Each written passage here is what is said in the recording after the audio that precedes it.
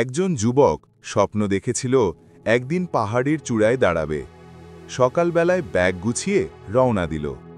পথটা সহজ ছিল না, পাথরে ভরা রাস্তা, পা কেটে যাচ্ছিল। বন্ধুরা বলল, তুই পারবি না, এটা অসম্ভব। মাঝপথে সবাই ক্লান্ত হয়ে বসে গেল। কেউ ফিরে গেল, কেউ হাল ছেড়ে দিল।